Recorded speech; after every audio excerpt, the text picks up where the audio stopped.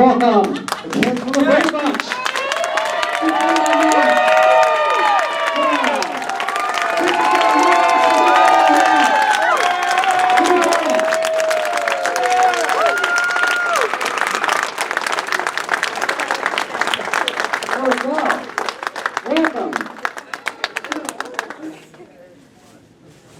Grab a seat, you can turn your microphones on if you guys want to say a few things or get right to the questions, whatever you're comfortable with. It's your time. Hi everybody, thanks for coming. You good? Hi, Mike. Once again, if you... Oh, you gotta wait. Everybody get together, please. We do, this is the thing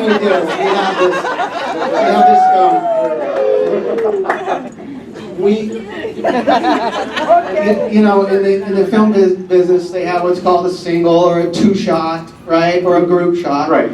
We had the what they call the Type 9 shot, and you know, the frame's only so big, and we always there were times when it was an issue to keep us all in the frame because it was a big cast, and we were all together in a lot of scenes, including, you know, Alice. Oh yeah. I wanted to say hello to everybody. This is special for us too because we don't often get a chance to be together. So we'll be spending the whole weekend, the three of us, as a little mini reunion for us as well. Not most of our first times here to Pittsburgh. I've been in Monroeville a couple of times and worked in Pittsburgh several times. So it's nice to be back. Nice that you're here. We're going to be here all weekend. So if you don't get your questions answered during our time allotment today, we'll be at our tables, and please stop by and we can further our chat. Nicely done. Okay, you guys got questions? Raise your hand. We'll come around. Let's get started. You guys ready? We'll start right here in the front. Hi, this is for Mike. The movie version of Barry's book, Growing Up Brady, your role was played by your son, is that correct? Yes, my son Scott. And how was that experience for him to play his dad, and what was your view of that, watching him go through your life on the show? It was at the same time thrilling and terrifying, and much in the same way that my mom and I spent many extra hours together than we might have had I not had the job on the Brady Bunch. Because, you know, all of our parents drove us to work and drove us home in LA freeway traffic, and then they were with us on the set, you know, most of the time. And because you have to have a guardian, you know, you have to have a parent or guardian with you on the job when you're 9 years old. But so my son and I was his guardian. My wife was back home, you know, doing her job and working,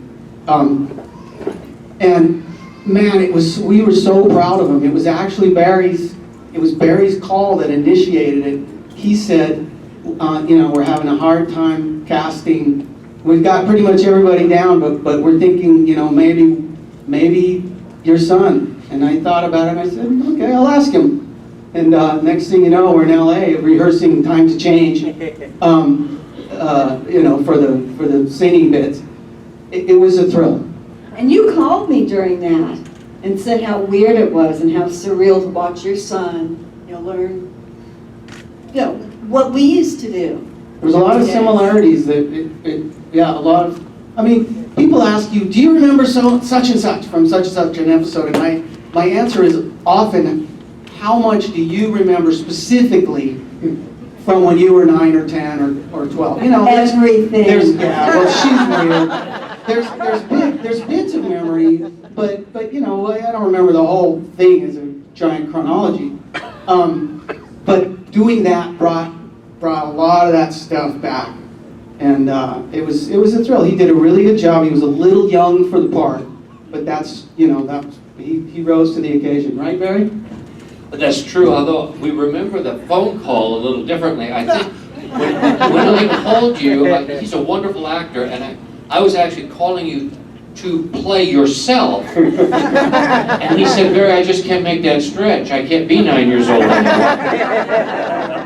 So we brainstormed, and then we came up with your son, which was a great call. It worked out really well.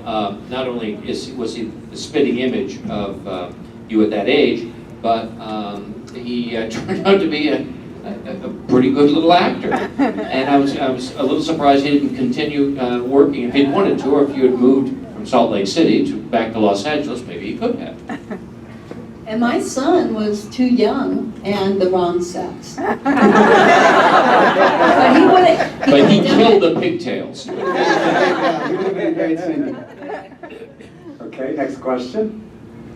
Sit right down front. Right down front, Supergirl here. So this is a question for all three of you. How well did you know the cast members that played yourselves in Growing Up Brady? Not at all. I knew mine pretty well. He was on the set. My son would call Kaylee Cuoco, who played Maureen McCormick, right? He called her girl who plays Marcia. he called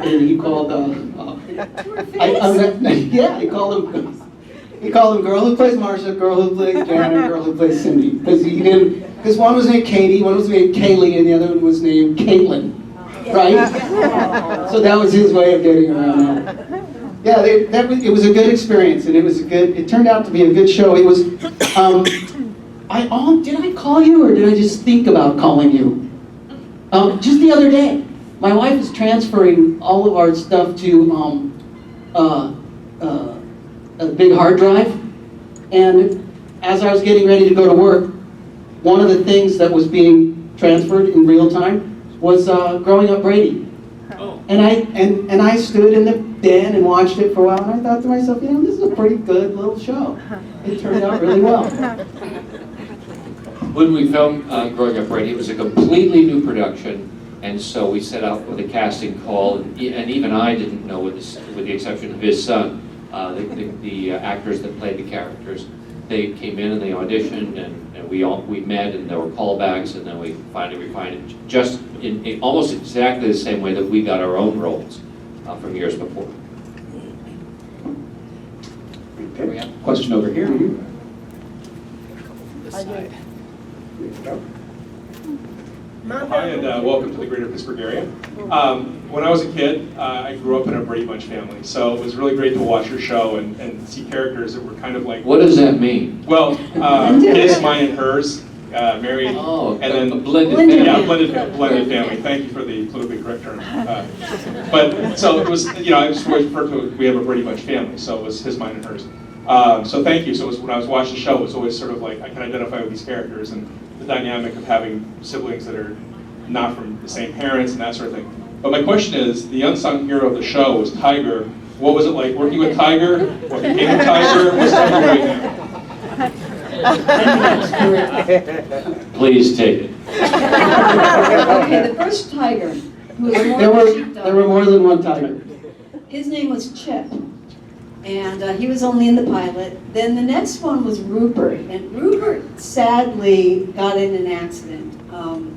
And it was while we were filming the Jan's Allergic to Tiger episode. And I think all those baths made the dog suicidal. And he ran into the street, he was hit by a truck. And, yeah, really. And I don't know how he did it, but the trainer found another dog that looked just like Rupert. So we got a third Yeah. tiger.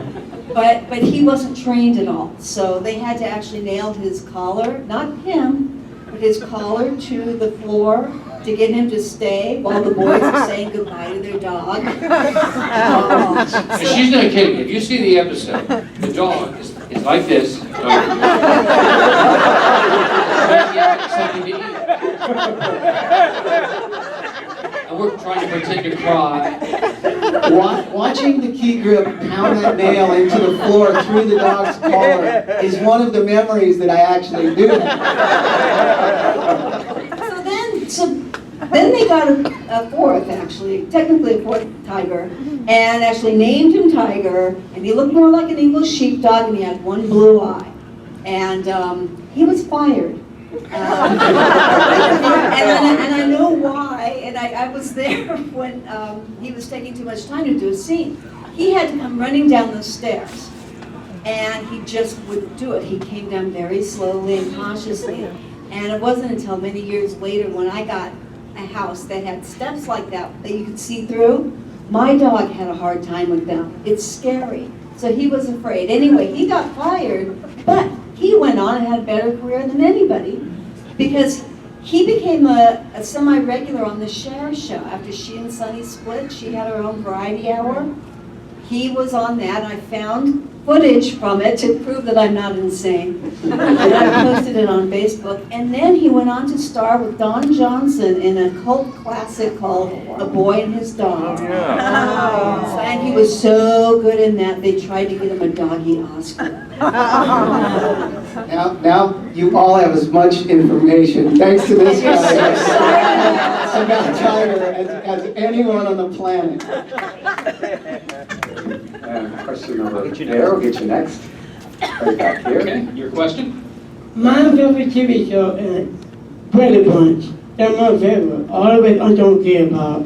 I love Brady Bunch better. I love Brady Bunch. Thank you. It's very nice. Thank you very much. And over there, right there. Let me kind of scoot in here.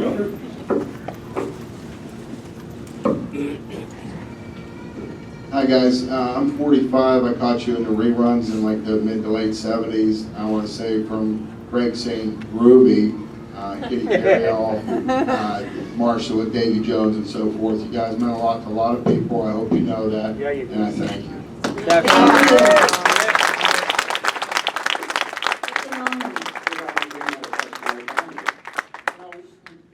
You can imagine how many times we've heard that, just, you know, based on how you feel. And we don't get tired of hearing it. We'll take you back anytime. This question is for Barry. I have a friend that wanted me to ask you, during the Hawaii episode, he wanted to know whatever became of the Tiki Idol. Do you still have it? I do. I have that, and in fact, I brought a replica of it with me this weekend, which I'll have over at the table. It's in my safe at home. I would bring it to the cons, except even the replica that I have gets taken away from me occasionally. Besides, it's taboo. It's good luck now. No, it's good luck, right? So that's, Peter? I do have that. Okay, let's keep it going. Question right over there. Yeah, the set that you performed on is such an iconic living room. Does any of it still exist? Did they save any of it? Boy, they used to store so many walls at Paramount. I don't know. There have been 4 of them, and they stored them rather on the set, and then there were fires that took them out. But they've always saved the plans. So every time they completely recreated the home when we did the Growing Up Brady. They completely recreated it for the first movie, and they rebuilt it again for the sequel. So it's available. It could be built. They'll probably make a kid out of it now.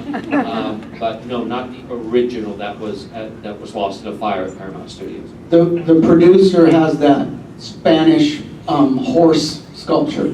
Oh, it is? Yeah, that horse that sat on the big dresser drawer thing at the bottom of the stairs. I think Lloyd has it. Yeah. And still, it will never jive with the exterior. I don't know if anybody else noticed that, but as a child, it drove me nuts. And I said to the producers, why did you choose a house that so clearly isn't this house? And they said, if you walked into that house, it would look exactly like this set. And for such a long time, I racked my brains trying to think, how could a one-story house look just like this? And then my mom finally said, Susan, honey, they were just trying to shut you up. I'd never been to the house because, I don't know, it's sort of like justice for a little 8-, 9-year-old Susan, and for me to be able to tell people I've never been to that house, the exterior home. And finally, I did go to it because my friend Allie Willis, who's a composer, she somehow won a day in the Wienermobile Oscar Mayer later. Yeah, and she could invite 2 friends. So I was one of the 2 friends, and we're riding along in the Wienermobile, and she goes, "We're close to that Brady Bunch house." And I said, "I've never been." She went, "Okay, we're going." So there was a whole bus full of tourists. So along comes the Wienermobile. There's Cindy And Brady I inside. jumped out of it. And Allie says it doesn't matter how old she gets, if she's in a nursing home or something, she'll never forget the looks on the people's faces. Got a question for you right over here. Out of all of the reunion specials, like the Brady Brides, the Brady 500, Variety Hour, which was your favorite? Very Brady Christmas, because I'm not in it. So I can watch it and enjoy it. I think a very Brady Christmas was the most fun to do. And by the That way, was the Jennifer first one. Runyon. Except was the the first- isn't that the one that had the mustache in? I think that You was were a Brady's. doctor. You had, yeah. Yeah. You won't be seeing me with a mustache anymore. Everybody On television or had a otherwise. mustache. I liked doing the Bradys because I was married to Martha Quinn. Much to my wife's dismay, because she was like 8 months pregnant at the time, and I was going to work and you know, hugging Martha Quinn and having her sit on my lap. It was in the scene. So, and the Brady house? I had never been to the Brady house. The exterior. Yeah. I had never known where it was. And one day, I said to Martha Quinn, while we were filming the Bradys, I said, "I've never been there. I don't even know where it is." She goes, "Get in the car." That's her. And I went with Martha Quinn. And so now I know where the Brady Bunch house is. It has a giant stone wall around it, and the trees are 60 feet high, and you could stand there all day and you'd never know it was that house. I think, you know, the people might have gotten a little tired of visitors. Does everybody know who Martha Quinn is? MTV. The original VJs for MTV. She played Bobby's wife in the Brady's. And the weird thing is, when she was a little girl, she would watch the show and she would say, "One day I'm going to grow up and marry Bobby." You know who Greg married, right? Did you? Another question for you right back here. Back there. Yeah, this is for Ollie, Mary, Susan, Mike. I was actually going to ask a similar question of the original series, which did you just have a favorite episode that you just liked? Mine is the one where Peter and Greg go on a double date, and Peter is trying to look older, so he has a big mustache, and he eats a big mustache along with his popcorn. I think that one is genuinely funny. You and Chris are adorable in it. I like when Bobby and Cindy had the teeter-totter contest. Oh, yeah, yeah. It was great. They were out of our hair the whole shoot. I like the one where Greg had to make a movie for his high school history class because we got to dress differently and do different things for the first time out. The Pilgrims? Yeah, because we got to, goof off instead of. I got to shuck corn. Wow. So See, I thought Mike's would be the one where he got to kiss Melissa Sue Anderson. we teased you so much for that. We took all the fun out of it. Yeah, that was rough. That was a rough catch for an awkward 12-year-old. Question for you right back here. Hi. I want you to know you're reaching another generation. The Marsha, and the Tiki Idol now is going on to my 14-year-old daughter. Good. Okay, when you were all hired as actors, did you know there would be singing and dancing? And Barry, you continued on. Are you still singing now, performing? But that was not a part of the job description at all. I think that mostly was an idea of our parents and mothers to make us musical. Which then merged with the show. Yes. Became incorporated. Yeah, I was a very strong on wanting music as a part of the regular series, and I brought that up to the producers. I said, look, It's another way for us to kind of show our talents. The Osmond Brothers, very popular, Jackson 5, there were several family groups and young groups, and I thought that we could fit into that. It didn't work out exactly like I thought it might, but it was still fun to do. And we did make 4 albums, and we went on concert tours. To me, going on the tours, we toured Fair Days, we played Las Vegas, we were at Atlantic City Steel Pier. We did a couple of those kinds of tours at Knott's Berry Farm in Los Angeles. That was the most fun I think we had. I had. It was definitely my favorite. All of the filming that we did over those 5 years. I loved it. I had a weird moment that I've never described to you guys, so you all get to hear it. There was a venue that we played at. It was like the Orange County Fairgrounds. First game. Was it the Orange Show? Yeah. That building is no longer there. A plane crashed into it. It burned to the ground. But years later, some of you may know I became a fan of the Grateful Dead, and I went around and saw lots of Grateful Dead concerts.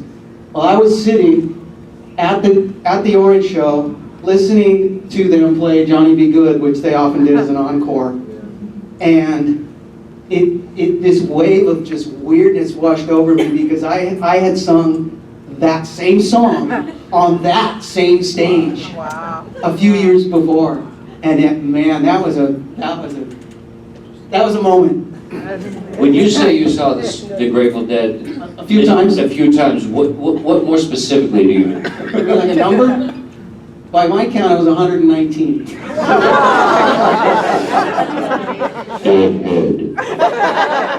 I'm wearing my Dark Star Orchestra shirt too. And they're a good band that does Grateful Dead music. I've seen them dozens of times. I'm an enthusiast. Did you ever get to know them, or did they? Not really. My younger brother dated Robert Hunter's daughter for a long time. So getting tickets to sold-out shows was not a problem. That was always good. No, I never really did. I had backstage passes sometimes, and when they come off the stage, they'd each go to their dressing room, and the door would slam, and you know, They liked each other. Huh? They were on the road a lot. Sounds like you were too. Question for you right up front here. Thank you for coming. I appreciate it very much. Ann B. Davis, what's your favorite show with her on it, or your favorite relationship moment with her? Sergeant Emma, when she played her own sister, and then she played the kind of the sergeant. That was great fun for her to play dual role for me. When I was 5, before Brady Bunch, because I was 7 when we did that. I had the Hong Kong flu, and so I stayed home from kindergarten for like 2 weeks and watched every black and white TV show we only had a black and white TV set actually, but I watched the Bob Cummings show, and she played Schultze on that, and I loved her, and when I found out that I was going to be working with Schultze, I thought, okay, I have arrived.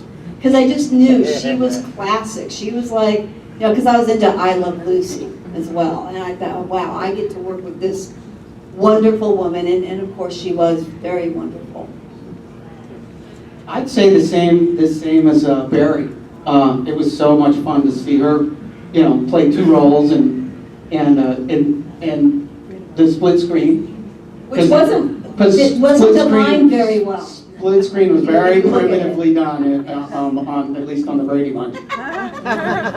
The 2 things people don't know much, not many people know about Ann-B. Davis is A, she doesn't know how to cook. She didn't like kids. All true. And she actually had a twin sister. Yes, she did have a twin sister, and it took us like about a season and a half or 2 seasons to melt her a little bit, because she was very professional and very straight ahead, but finally she kind of came around and softened. But coming in, it was just professional. And she was the first of the grown-ups, as I recall, that came to me and said, "You can call me Ann instead of Miss Davis." We've got time for a few more questions. Right here. there were a lot of questions about Tiger. It just occurred to me, what happened to Fluffy after that?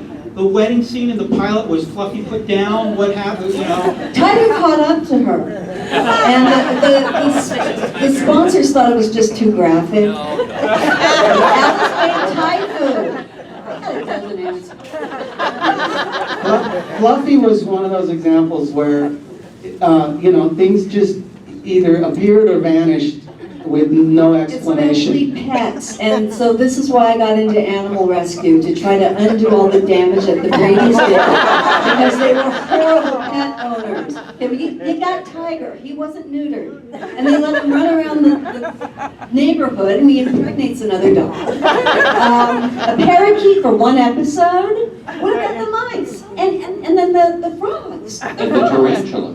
Well, he wasn't a pet. And the rabbits. Yes, the rabbits, and we dyed them orange. This is horrible. So I'm trying to undo all that. Entertainment.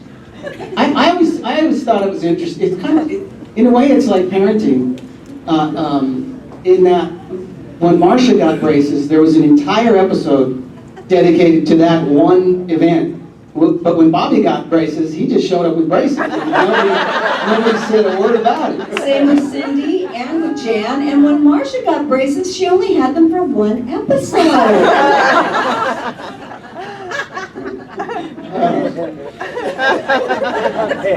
Another question for you right up front here. Hi guys.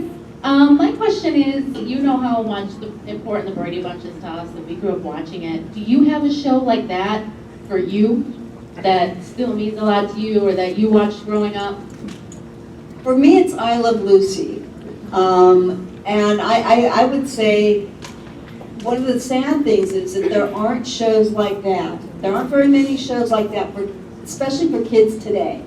And I've actually talked to people about it. There is a formula. They don't want parents in the shows for kids today. They want the kids to be in charge. And I think that's a huge mistake. But I love Lucy. There is Me TV. Yes.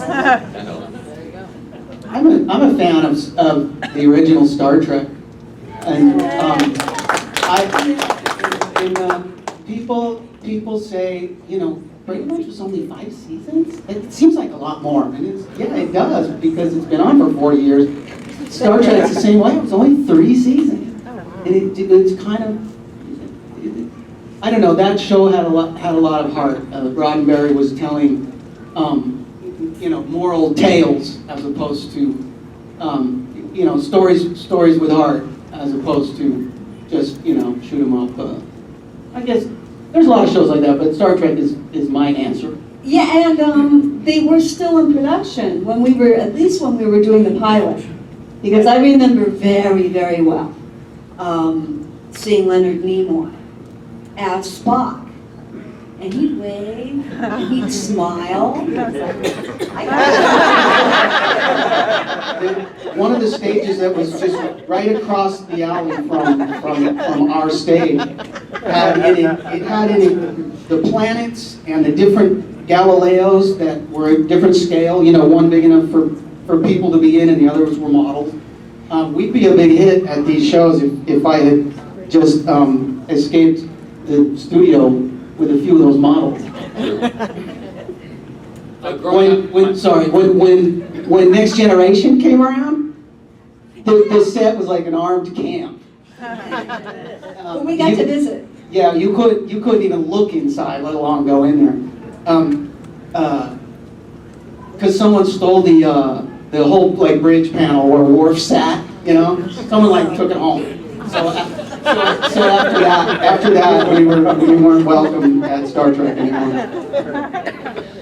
I loved all the sitcoms growing up. My favorite Martian before our show was one of my favorite. I didn't want to miss, but That Girls and Gomer Pyles and Beverly Hillbillies. Beverly Hillbillies. I liked.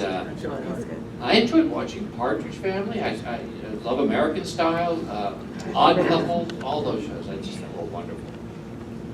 Got time for just one or two more. Question right up front here. I wrote mine down. You wrote yours down, so you're good. Although it was in reruns, I always loved watching the show, especially Ian, because she always made me laugh.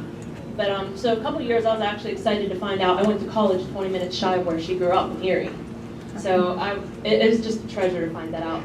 And was there was there ever anything she ever did to make you guys laugh? A lot. And she also taught us all to do needlepoint. Because we didn't have electronics back then. So you're on the set, you're waiting, and you need to be quiet. So we learned all these needle crafts.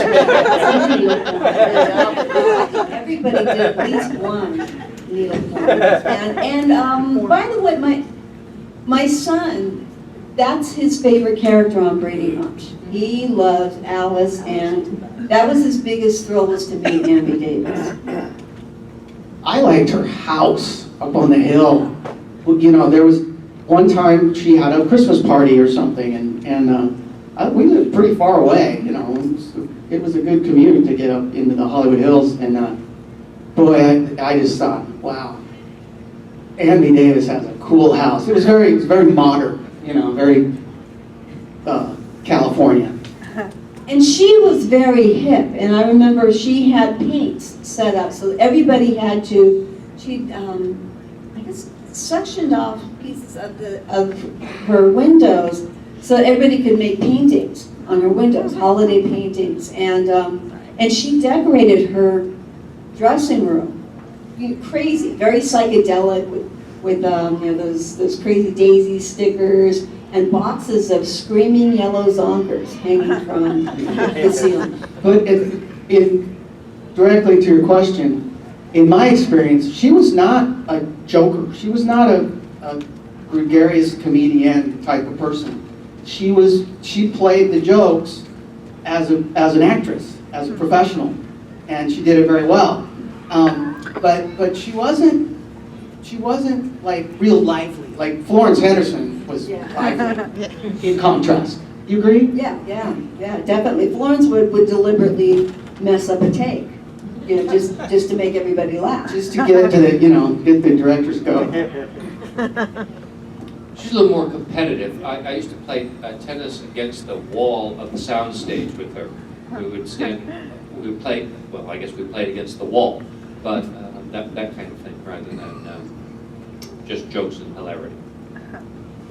And one more question. You guys are headed back to your table to do more signing? Right, and, yes. and at our tables, if we didn't get to a question or something you'd like to stop by, please do, and we can amplify all of our answers. There's more to know about Tiger. Since Barry Williams is going to have a long line because he just got here, you can always come talk to me soon. Actually, before we get to the last question, I just wanted to know if you guys had any stories. Did you all gang up on Cousin Oliver? Was he a welcome addition to the set? Or Maureen is the answer. Last question here. What was your favorite memory of Florence Henderson? We used to go, particularly Mike and I, she had her own 4 kids. And so Maureen might go to visit her daughter Barbara, I would go visit her daughter Lizzie, you'd go visit Robert and Joey, and her son Robert and I had birthdays that were days apart. So she'd have birthday parties for the both of us. So I got to see Florence without the false eyelashes, being a mom and being a really good Wait a mom. minute. She wore false eyelashes. I know, I ruined your fantasy. It's okay, go ahead. But and proof of what a great mother she was. She has 4 great human beings that called her mom. Her kids are wonderful people. She would burst into song sometimes in the middle of the set, loud, and just to lighten the mood, which was great, which I thought was cool. You know? If it was taking too long to get a scene finished, or we were getting tired, she'd always say, "Can we please get the shot on double parked?" And then she started saying, "I've got to go, my boat's double docked." After she bought a yacht, yeah. Both double docked. I can't thank you guys enough for coming and doing this.